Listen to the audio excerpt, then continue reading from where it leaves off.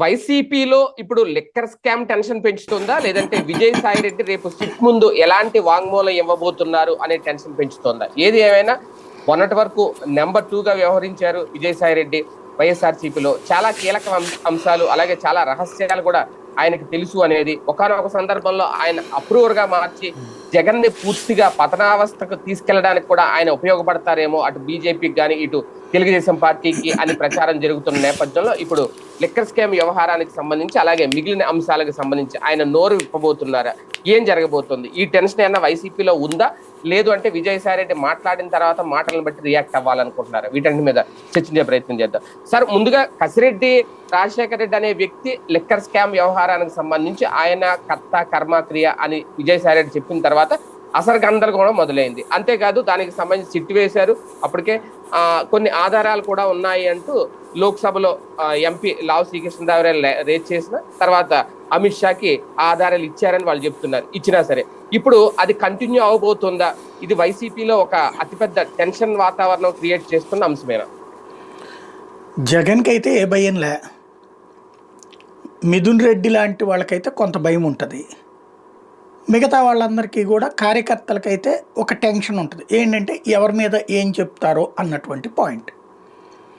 బేసిక్గా జగన్ అయితే భయపడేది ఏమి ఉండదు అందులో. ఎందుకు అంటే తనకేంటో తెలుసు కాబట్టి. వైసీపీ శ్రేణుల్లో మాత్రం ఈ దఫా తమ పేరేమన్నా చెప్తారేమో అన్న భయం అయితే ఉంటుంది. ఇప్పుడు క్రిందటిసారి అరబిందో ఇష్యూ కదా అప్పుడు రైజ్ అయింది, ఇది కాకినాడ పోర్టుకు సంబంధించినటువంటి ఆ సీ పోర్టునేమో ఆల్రెడీ రావు వెనక్కి తీసేసుకున్నారు. దానికి బదులుగా సెజ్జు ఆధిపత్యం అరబిందోకి ఇచ్చేశారు. అది వాళ్ళిద్దరి మధ్యన అగ్రిమెంట్ కుదిరిపోయింది. ఆయన ఆ కేసు పెట్టిన పర్పస్ నెరవేరిపోయింది. దాంట్లో పోర్ట్లో వాటా కావాలనుకున్న అరబిందోకి అవ్వలేదు.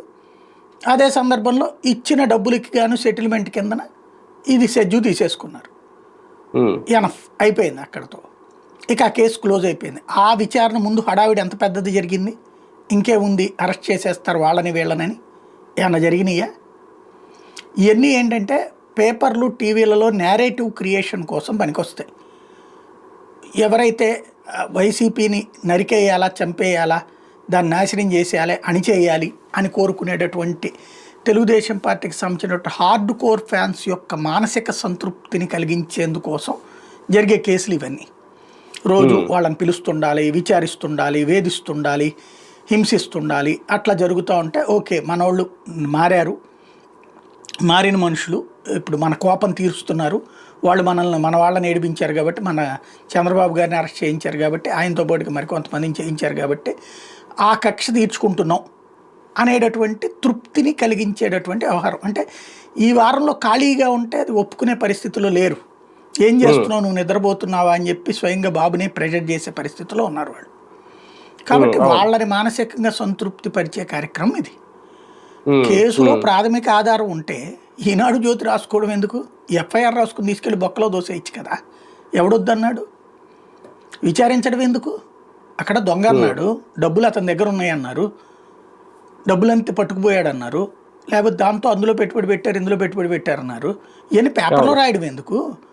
ముందు లోపలేసి ఛార్జ్ షీట్లో పెట్టాలి కదా. ఎఫ్ఐఆర్ కట్టకుండా ఛార్జ్ షీట్ ఫైల్ చేస్తున్నారు ఇక్కడ పేపర్లలో. అంటే దానికి ఒక సాక్షి కావాలేమో, ఆ సాక్షి ఇప్పుడు విజయసాయి రెడ్డి అవుతారేమో. అసలు ముందు బాధితుడు ఎవరో రావాలి కదా. ఇప్పుడు దొంగతనం జరిగిందండి, నా ఇంట్లో దొంగతనం జరిగిందని చెప్పి ఎవరు కంప్లైంట్ చేయాలి? దొంగ కంప్లైంట్ చేయాలి. అంటే ఇప్పుడు డిస్టిలరీలు వాళ్ళ ముందుకు వచ్చి చెప్పాలా, మా దగ్గర నుంచి కేసుకి 150 నుంచి 400 వరకు కమిషన్ తీసుకున్నారు అప్పట్లోని వాళ్ళు? అంతే కదా, వాళ్లే కదా ఇప్పుడు ఈ ప్రభుత్వానికి కూడా సప్లై చేస్తుంది. మరి ఎందుకని వాళ్ళ దగ్గర నుంచి కంప్లైంట్ తీసుకోవట్లా? వాళ్ళందరూ ఏళ్ళ మనుషులే కదా. వీళ్ళు ఏమని చెప్పారు, వాళ్ళు వాళ్ళని బెదిరించి వాళ్ళ డిస్టిలరీస్ తీసుకున్నారు అన్నటువంటిది. లీజుకి ఇచ్చారా లేకపోతే బలవంతంగా లాక్కున్నారా? వాళ్ళతో కంప్లైంట్లు ఎందుకు తీసుకోవట్లేదు? ఇప్పుడు ఎవడు పవర్లో ఉంటే వాళ్ళ చేతుల్లో నడుస్తుంది. ఇప్పుడు మైన్స్ ఉన్నాయి, ఎవరి చేతిలో ఉన్నాయి? ఇవాళ మళ్ళీ తెలుగుదేశం వాళ్ళ చేతిలోకి వచ్చేసేలా. దాంట్లో వైసీపీ వాడు కూడా ఉండుంటాడు కదా, ఓన్లీ ఒక పార్టీనే ఉండరు కదా. మరి అక్కడ ఏం జరుగుతోంది?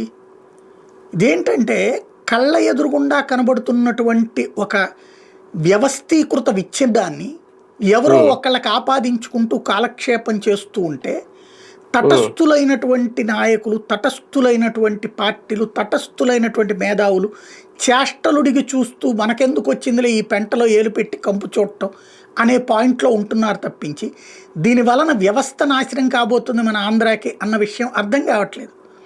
ఎవడి అధికారంలో ఉంటే వాడి పెత్తనం నడుస్తుంది, వాడి రాజ్యం నడుస్తుంది. అధికారం దిగిపోతే వాడిని సర్వనాశనం అన్నటువంటిది నడుస్తుంది.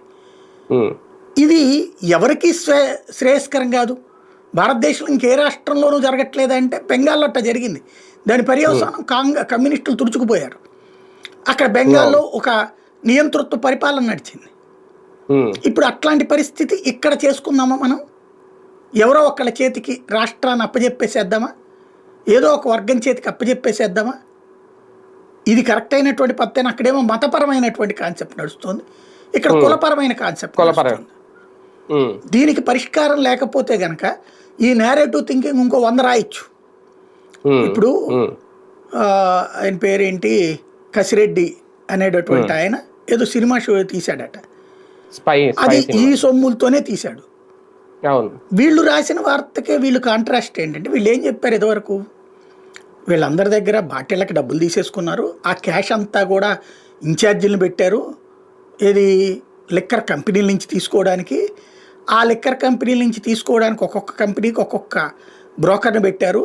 ఆ బ్రోకర్లంతా క్యాష్ తీసుకొచ్చి కసిరెడ్డి రాజశేఖర రెడ్డి దగ్గరికి తీసుకొస్తే ఆ డబ్బులు తీసుకెళ్ళి విజయసాయి రెడ్డి, మిథున్ రెడ్డి ఇట్లాంటి వాళ్ళు ఇది విజయసాయి రెడ్డి వీళ్ళందరూ కలెక్ట్ చేసి మిథున్ రెడ్డి దగ్గరికి పంపించి మిథున్ రెడ్డి హవాలాకి పంపించి హవాలా ద్వారా జగన్ ఖాతాలోకి వేస్తున్నాడు అన్నటువంటి అది కదా చెప్పింది అసలు కాన్సెప్ట్. అదే అంట ఇదివరకు రాసింది అది కదా, మనం చెప్పాలి అది. అదే అదే అదే అదే అసలు కాన్సెప్ట్ అదే అని వాళ్ళు అని రాశారు కదా.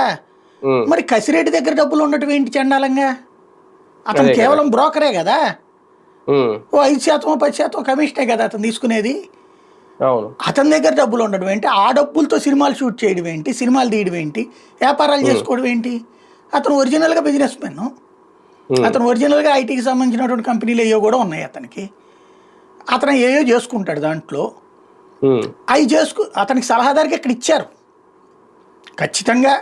అప్పుడు ఒక్కొక్క పని ఒక్కొక్కరికి అప్పచెప్పుంటారు. విజయసాయి రెడ్డి చెప్పాడంటే ఆషామాషి ఏం కాదు, చాలా క్లియర్ సమాచారం ఉండినే ఉంటుంది. ఇప్పుడు ఆయనకి ఏం పని అప్పు చెప్పారు, ఎదురు వాళ్ళకి ఎవరెవరికి ఏమేమి పని అప్పు చెప్పారు తెలిసినే ఉంటుంది.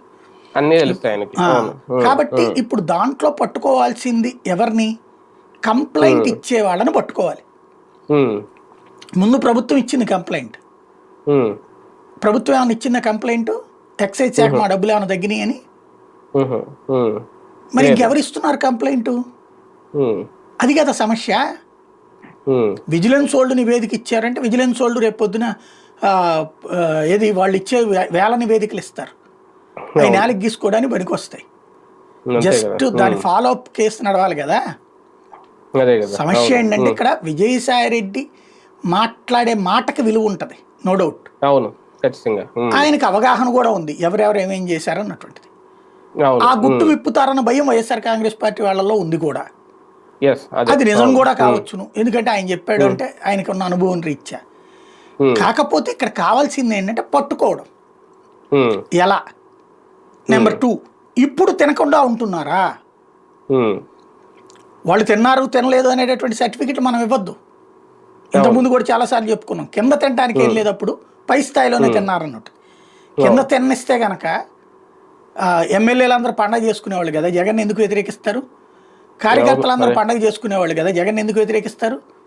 ఇప్పుడైతే బెల్ట్ షాపులో బూత్ ఏరియా నాయకులు బెల్ట్ షాపు, అట్లాగే పెద్ద బెల్ట్ షాప్ వచ్చేటప్పటికి మండల స్థాయి నాయకులు, అట్లాగే బార్లు వైన్ షాపులకు వచ్చేటప్పటికి డబ్బులు, దాంట్లో కమిషన్లు ఎమ్మెల్యేలకి. ఇన్ని నడుస్తున్నాయి. 3 లేయర్లు తింటున్నారు ఇక్కడ. జగన్ టైంలో అది అవ్వలేదు కదా, లేదు అసలు బెల్ట్ షాప్లే లేవు కదా, లేవు. ప్లస్ డబ్బుల పరంగా క్యాష్ తీసుకున్నారు, ఇప్పుడు కూడా క్యాష్ తీసుకుంటున్నారుగా. ప్లస్ ఇది కూడా తీసుకున్నారు డిజిటల్ పేమెంట్స్. అయితే డిజిటల్ పేమెంట్స్ ఏంటి వచ్చింది ప్రాబ్లం? అప్పుడు ఇప్పుడు ఎవడి షాప్ ఆడిది, ఎవడి షాప్ తరపున ఆడిది ప్రైవేట్ది. కాబట్టి వాడి షాప్ లో ఆడే అకౌంట్కే వెళ్తుంది. ఒకవేళ తప్పుగా డబ్బులు ఏమైనా ట్రాన్స్ఫర్ చేసినప్పుడు 80 రూపాయలు కొట్టబోయి 800 కొట్టాడు అనుకోండి, ఇదిగో అన్నాను చూపెడితే వాడు ఎదురు ఇవ్వడానికి వీలవుతుంది, వెంటనే ఇస్తాడు. గవర్నమెంట్ అయితే ఇవ్వలేదు కదా. అది అప్పుడు సమస్య. అవును. దాని వలన ఇంకోటి ఏంటది, మొత్తం అంతా కలిపి ఒకటే అకౌంట్ కింద పెట్టడం. అది అవును. అప్పుడు జరిగింది ఏంటి, మనకి ఈ ఫర్ ఎగ్జాంపుల్ అదేది బ్రాండ్ ఫ్యాక్టరీ అనేది ఉండేది, బట్టల కొట్టు, అవును. పేద బట్టల కొట్టు. దాంట్లో ఏం పెట్టేవాళ్ళు, ఎవరికాళ్ళు తయారు చేసిన కంపెనీలు అయ్యి ఒక్కొక్క ఏరియా, ఒక 100 చదరపు అడుగుల్లో ఒకడు, 200 చదరపు అడుగుల్లో వాళ్ళు వాళ్ళ స్తోమతను బట్టి అక్కడ అద్దెకి తీసుకునేవాళ్ళు. తీసుకుని వాళ్ళ తరపున ఒక మనిషి అక్కడ ఉంటారు, అమ్ముతుంటారు. బిల్లు మామూలుగా బ్రాండ్ ఫ్యాక్టరీ పేరునే ఇస్తారు, ఇంక్లూడింగ్ డిస్కౌంట్ అవన్నీ కూడా. డబ్బులు ఆ కంపెనీకి వెళ్ళిపోతాయి, అద్దె పోను ఆ డబ్బులు వాళ్ళ చేతికి ఇచ్చేస్తారు. అప్పుడు బ్రాండ్ ఫ్యాక్టరీ సిస్టమ్ అట్లా నడిచేది. అట్లాగే లిక్కర్ షాపుల్లో ఏం చేశారు, అప్పుడు ప్రతి షాపుకి ఏది ఎవరెవరైతే బ్రాండ్లు తయారు చేస్తారో అవి షాపులో ఇచ్చేస్తారు, డైరెక్ట్ కంపెనీ వాడే ఇస్తాడు సప్లై. నీ దగ్గర 100 ఇచ్చావు నిన్న, 90 అమ్ముడు పోయినాయి, ఇప్పుడు మళ్ళీ 100 ఇచ్చిపోతాడు. ఇక్కడ ఎన్ని అమ్మారు అనేటటువంటిది ఏ రోజుకు ఆ రోజు రాత్రికి లెక్క తేలుతుంది. ఆ లెక్క తేలేక మిగిలినటువంటి డబ్బులు అంటే ఈ వస్తారు కదా వీళ్ళు మళ్ళీ వేస్తారు కదా, ఎంత అయితే అమ్మారో ఆ డబ్బులు ఏ రోజుకు ఆ రోజు ఇచ్చేయాలి వాళ్ళకి సాయంత్రానికి. ఏ రోజుకు ఆ రోజు సరుకు వచ్చింది ఎంత సరిగ్గా చెప్పాలంటే మనకు దాన్ని ఏమంటారు, కాబూలీ వాలా వ్యాపారం అంటారు కదా, లేదంటే ఆ మధ్యన బెజవాడ దగ్గర గొడవ అయింది కదా, కాల్ మనీ తరహాలో పొద్దున్నే 100 ఇచ్చి 90 ఇచ్చి రాత్రికి 100 తీసుకెళ్తారు వాళ్ళు. ఇక్కడ అట్లా కాకుండా పొద్దున్నే సరికిస్తారు, రాత్రికి డబ్బులు పట్టుకుపోతారు. ఈ పట్టుకుపోయినప్పుడు ఏ ఏ బ్రాండ్కి అంటే ఇక్కడ 1000 రూపాయలు సరుకు ఉందనుకోండి, అది గవర్నమెంట్కి ఏది ఆ కంపెనీ వాడికి 250 ఇస్తారు, మిగతా 750 ప్రభుత్వానికి లాభం. ఈ డబ్బులు తీసుకెళ్ళి అకౌంట్లో వేసేయాలి బ్యాంక్కి ఏ రోజుకి ఆ రోజు. శనివారం మాత్రమే డబ్బులు వాళ్ళ దగ్గర పెట్టుకునేవాళ్ళు, శనివారం సెలవు కాబట్టి. అంటే శనివారం సాయంత్రానికి బ్యాంకులు ఉండవు కదా, ఆదివారం పొద్దున అంటే ఏ రోజుకు ఆ రోజు వాటి డబ్బులు రేపు పొద్దున్నే బ్యాంకులో వేసేసేవాళ్ళు వాళ్ళు ఇదివరకు. ఆదివారం సెలవు కాబట్టి సోమవారం వేసేవాళ్ళు ఆ 2 రోజుల డబ్బులు. మిగతాది ఏ రోజుకు ఆ రోజు సరిగ్గా చెప్పాలంటే గల్లా పెట్టే క్యాష్ అంటాం వ్యాపారస్తుల భాషలో. మనకి వ్యాపారస్తులకి హోల్సేల్ వ్యాపారులకు 2 రకాల సేల్స్ ఉంటాయి. ఒకటి మనం ఇక్కడ ఉన్న సరుకుని ఇతర ఊళ్ళకి ఇతర ప్రాంతాలకి పంపిస్తే అది మళ్ళీ మన తరపున ఒక గుమస్తానో లేకపోతే మనమే వెళ్ళి కలెక్ట్ చేసుకొచ్చుకుంటాం, అది ఒక ఇదనమాట, బల్క్ అమౌంట్ అది. రెండవది రిటైల్ సేల్స్ అనమాట, ఇది అంటే గల్లా పెట్టే సేల్స్ అంటారు అనమాట. అది ఈ రోజున మన దగ్గరకు వచ్చి కొనుక్కుపోయేటటువంటి వాడు. ఇది ప్రభుత్వం ఆ రోజున జగన్ ప్రభుత్వం ఏం చేసింది, గల్లా పెట్టే కాష్కి ఇంట్రెస్ట్ చూపెట్టింది. ఎందుకు ఇట్లాగా వైన్ షాపులోడు ఒక బల్క్ అమౌంట్ ఒకేసారి ఇచ్చేసి ఇట్లా చేస్తే వాళ్ళకి వర్కౌట్ అవ్వట్లా, వాళ్ళకి సంబంధించిన సంక్షేమ పథకాలు ఇవన్నీ ప్రతిదానికి ఒక సిస్టంలోకి కష్టం కాబట్టి ఏం చేసుకొచ్చారు, ఈ గల్లా పెట్టే అమౌంట్ పెట్టారు. రోజుకు 1 కోటి రూపాయలు అట్ట పడి ఉంటాయి డబ్బులు, పోయేదే ఉంది గవర్నమెంట్కి. ఇట్లాగా ఇప్పుడు 25,000 కోట్లు ఏడాది కంటే డివైడెడ్ చేయండి, దగ్గరగా 5-6 కోట్లు రోజుకి మిగిలిపోతానంటే కదా అక్కడ డబ్బులు. అట్లాగే క్యాష్ ని తమ దగ్గర పెట్టుకునేటటువంటి ఒక రెగ్యులర్ ఎక్స్పెండిచర్ క్యాష్ ని చేతుల్లో పెట్టుకునే ఒక విధానాన్ని అవలంబించింది. ఇక్కడెక్కడ డబ్బులు తినడానికి ఉండదు, నాకు తెలిసిన నాకున్న అవగాహన మేరకు అయితే. ఖచ్చితంగా తినడానికి ఉన్న ఏకైక అవకాశం ఏంటంటే ఈ మద్యం తయారీ కంపెనీలని వైసీపీ వాళ్ళు లాగేసుకున్నారని చెప్పారు కదా వీళ్ళే. అందులో పేర్లు కూడా కొన్ని ప్రొజెక్ట్ చేశారు కదా, వాళ్ళ సరుకుల్ని అమ్మనీయకుండా వాళ్ళది ఆర్డర్లు పెట్టకుండా వీళ్ళు తీసేసుకున్నారని. అలాగే ఒప్పుకోనటువంటి వాళ్ళ సరుకుని అమ్మనీయకుండా ఇబ్బంది పెట్టారు. దానికి సాక్ష్యం మాగంట శ్రీనివాసులు రెడ్డి, వైఎస్ఆర్ కాంగ్రెస్ పార్టీ నాయకుడు అయినా సరే, అతను బ్రాండెడ్ కంపెనీలు కాబట్టి అతను ఇంత డబ్బులు ఇవ్వలేననేటప్పటికి, వీళ్ళకి ఇవ్వకపోయేటప్పటికి కంపెనీ, లేదా ఇంత కమిషన్ ఇవ్వరనేటప్పటికి అతన్ని పక్కన పెట్టారనే కదా వీళ్ళు రైట్ చేసింది. అంటే డబ్బులు అక్కడ బల్క్ గా పైనే ఇవ్వాలి, లేదా వాళ్ళకి ఎవరికో కంపెనీ తీసేసుకునేసి లీజుకి తీసేసుకుని వీళ్ళకి ఆ లీజ్ అమౌంట్ ఏదో ఇచ్చి అది కూడా ఇచ్చారు లేదు అంటే, లేకపోతే ఆ కంపెనీకి సంబంధించిన ఫ్యాక్టరీ మెయింటెనెన్స్ జీతాల వరకు ఖర్చు పెట్టేసేసి వీళ్ళు అది నొక్కేసి ఉండాలి. అక్కడ వీళ్ళు ప్రభుత్వానికి సప్లై చేసి ప్రభుత్వంలో వాళ్ళకి డబ్బులు ఇచ్చి ఉండాలి. అదే అవును. వాళ్ళెవరు వైసీపీ నాయకులే కదా, వాళ్ళు అవును. చెప్పాలి ఉమ్, ఇట్లాగే మేము వైసీపీ వాళ్ళమే, మా దగ్గర జగన్ ఇంత తీసుకున్నాడు అని. ఉమ్, అలా చెబితేనే కేసు నడుస్తుంది. ఇప్పుడు అవును. విజయసాయి రెడ్డి అట్లాగేదన్నా ఒక కంపెనీని లాక్కుని ఉండుంటే ఆయన ఉమ్, చెప్పాలి. కానీ ఉమ్, ఇక్కడ ఆయన సాక్షి, అంతే అవును. సాక్షిగా కసిరెడ్డి అక్కడ వ్యవహారాలను చూశాడన్నటువంటి వివరాలన్నీ ఇవ్వచ్చు రేపు పొద్దున అది ఆయన. కానీ ఎంత ఎంత ఎంత ఎంత అవినీతి జరిగింది, కేసుకి ఎంత తీసుకున్నారు, ఈవేళ చెప్పినట్టు 3,000 కోట్ల రూపాయల కుంభకోణం జరిగిందా, ఇవన్నీ విజయసాయి రెడ్డి గారు చెప్తారా? అదే అనేది, అది ఆయన ఏం ఉమ్, చెప్తారు. ఉమ్, ఇప్పుడు మొన్న చెప్పింది అయితే కనుక ఒక హింట్ ఇచ్చింది ఏంటంటే హింట్ ఇచ్చారు. ఏ అవును, పని ఎవరు చేస్తారో అన్నటువంటిది. అవును, కాకినాడ అవును. పోర్ట్ నేను కాదు విక్రాంత్ రెడ్డి చూసుకున్నాడు, మధ్య ఉమ్, నేను కాదు అతను చూసుకున్నాడు కసిరెడ్డి. అవును. ఇట్లాగా ఎవరేది చూసారో చెప్పారు ఆయన. అవును. ఆయన చెప్పింది సాక్షిగా పనికొస్తుంది కానీ ఇక్కడ కేసు కట్టడానికి పనికిరాదు. ఉమ్, ఇప్పుడు ఈ ఉమ్, రోజు వరకు వీళ్ళు ఎందుకని ఈ స్పెషల్ ఇన్వెస్టిగేషన్ టీం అనే సిట్టు ఏం చేయలేకపోయింది అంటే ఏ ఆధారం లేదు, గాల్లో అవును. దీపం పెట్టి దేవుడా నీదే బరమంటున్నారు. అంతే అవును. ఇలాగ ముందు విచారిస్తే వాళ్ళు చెప్పే మాటల ఆధారంగా కేసు పెట్టాలనుకుంటున్నారు. అవును. మిథున్ అవును. రెడ్డికి ఎందుకు వెసులుబాటు ఇచ్చింది సుప్రీంకోర్టు? ఉమ్, అక్కడ ఎందుకు వీళ్ళు వాదించలేదు, మా దగ్గర ఇదిగో ఆధారాలు ఉన్నాయని లోపలేసేయాలని ఎందుకు చెప్పలా? అదే కదా. అక్కడ ఏమీ లేదు కాబట్టి. అవును. కసిరెడ్డి కూడా ఇప్పుడు ఎందుకు దొరకట్లేదు, సుప్రీంకోర్టులో ట్రై చేసుకుంటున్నాడు కాబట్టి. సుప్రీంకోర్టులో బెయిల్ దొరికితే ఆటోమేటిక్గా అతను కూడా వస్తాడు తెర ముందుకి, అవును. అప్పుడు మాట్లాడతాడు అతను. కానీ ఒకటి సార్, విజయసాయి రెడ్డి గారు కసిరెడ్డి మీదో లేదంటే డైరెక్ట్ గా జగన్మోహన్ రెడ్డి మీదో ఎవరి మీద ఆయన ఆ కసితో రగిలిపోతున్నారు అనేది ఇక్కడ. ఎందుకంటే ఆయనే ముందు ఆ అంశం ఎత్తడం, ఇప్పుడు 18వ తారీఖు విచారణ రమ్మంటే 17వ తారీఖుని నేను వస్తానని చెప్పడం, ఆయన ఏదో ఒక అద్భుతమైన రహస్యం, ఒక గొప్ప విషయం బయట పెట్టబోతున్నారు అనేది. అంటే ఎందుకు విజయసాయి రెడ్డి గారికి అంత ఇది వచ్చింది సడన్ గా? ఏం తెలియాలి మనకు కూడా రేపు పొద్దున. అసలు ఆయన అంతటా ఆయన చెప్తే తెలుస్తుంది కానీ వాస్తవంగా అయితే కనుక జగన్ ద్వేషి కాదు అతను, కాదు. లేదా జగన్ చుట్టూ ఉన్నటువంటి క్వార్టరే ఆయన ఏడిపించింది అన్నటువంటిది అయితే ఆయనలో ఉన్నటువంటి కోపం, నో డౌట్. అదే ఆయన ఓపెన్ గానే చెప్పారు. వాళ్ళందరినీ ఇక్కడ ఇరికిస్తామా, వాళ్ళందరి మీద చెప్పడమా? అవును. అయితే దానివల్ల శత్రువులు పెంచుకోవడం తప్పించి లాభపడేది ఏముంటుంది? పైగా వైసీపీ కూడా భారీ నష్టం అవుతుంది ఒకవేళ అంతే. అట్లా.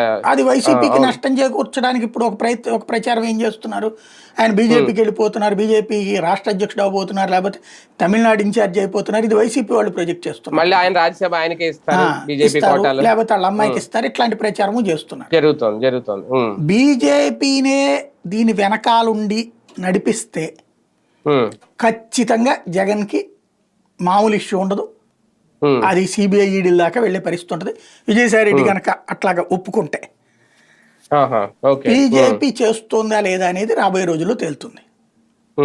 అంటే జగన్ మీద కోపంతోనో ద్వేషంతోనో తనకి పార్టీలో అన్యాయం జరిగిందో అని కసితో కొట్టడం వేరు, లేదు ఆయన్ని ఎవరో ప్రోత్సహించో ఒత్తిడి చేసే ప్రోద్బలంతోనో బయట పెట్టడం వేరు. అంటే నిజంగా అలా జరిగితే ఇంతకుముందు ఆయన చెప్పిన మాట, నేను ఎవరికి భయపడను, ఒకరికి భయపడి రాజకీయాలు చేయను, అసలు రాజకీయాలే చేయను, రాజకీయాల నుంచి వెళ్ళిపోతాను అన్న మనిషి మళ్ళీ ఎందుకు ఒక్కసారిగా మళ్ళీ బండి టర్న్ తీసుకుని వెనక్కి వచ్చారు అనేది అంటే చూడాలి రేపు పొద్దున ఏం మాట్లాడతారని. ఎందుకంటే మొన్న అయిపోయిన దాని గురించి అప్పుడు మాట్లాడుకున్నాం, మళ్ళీ ఇప్పుడైతే రేపేం మాట్లాడతారన్న దాని మీదనే మనం మాట్లాడాల్సి ఉంటుంది. విచారణకి పిలిచింది కూడా సాక్షిగానే. అవును. అది కూడా ఏంటంటే ఇంకే ఆధారం దొరకలేదు కాబట్టి ఈయన ఇచ్చే ఆధారాన్ని బేస్ చేసుకుని తదుపరి దర్యాప్తు చేద్దాం అనుకుంటున్నారు వీళ్ళు. అవును. కాబట్టి చూడాలి ఏం చేస్తారనేది. అంటే ఈయన ట్రాప్ వేస్తే ట్రాప్ లో పడే మనిషా విజయసాయి రెడ్డి? అట్లాంటి క్యారెక్టర్ ఏం కాదు, ఇంకా ఎదురెత్తులు వేయడంలో సిద్ధవస్తుడు ఆయన, ఎత్తులకి పై సిద్ధవస్తుడు. టీడీపీనో లేదంటే చంద్రబాబు గారు ట్రాప్ వేసి విజయసాయి రెడ్డిని అప్రూవర్ గా మార్చి వైసీపీనో జగన్ నో అరెస్ట్ చేయడానికి ఈయన అయితేనే ఒక ఆయుధంగా మారుతారు అనేది కూడా, అలా ఏమన్నా ట్రాప్ లో పడ్డారనుకో? అట్లా అయితే కనుక విజయసాయి రెడ్డి ఇట్లాగా ఆగి ఉండేవాళ్ళు కదా, ఇప్పటికీ అయిపోయింది కథ అంతా కూడా హైలైట్ చేయడం. కానీ ఆయన అప్రూవర్ గా మారితే జగన్ జైలుకి వెళ్ళిపోతాడు, నో డౌట్ అందులో. ఎందుకంటే ఆల్రెడీ ఇంత ముందు కేసులు అన్నిట్లో ఆయన ఏటుగా ఉన్నారు కాబట్టి. అదే కదా. ఇప్పుడు కొత్తగా కేసులు అక్కర్లా, అజ్జాలు అక్కడ. అదే కదా. కాబట్టి జగన్ ని జైల్లో పంపించాలన్న ఆలోచన ఆయనకు ఉన్నట్టు కనిపించట్లా. ఓన్లీ జగన్ బాగుపడాలని కోరుకుంటున్నారు. జగన్ ని బాగుపడనీయకుండా చుట్టూ ఉన్న క్వార్టర్ ఇబ్బంది పెడుతుంది అన్నట్టు ఆయన ఫీలింగ్. సరే వీళ్ళకి సంబంధించి ఇట్లాంటి వాళ్ళు అందరి వల్ల జగన్ నాశనం అయ్యాడు అనుకుంటారా? అట్లా అనుకుంటారని నేను అనుకోను, అంత అమాయకుడైతే కాదు ఆయన. అంటే జగన్ కూడా ఏదో తెలియని విషయం చెప్పాలనుకుంటున్నారా, లేదంటే చూడాలి, అది రేపు పొద్దున మాట్లాడే దాన్ని బట్టి మనం మాట్లాడాలి అది.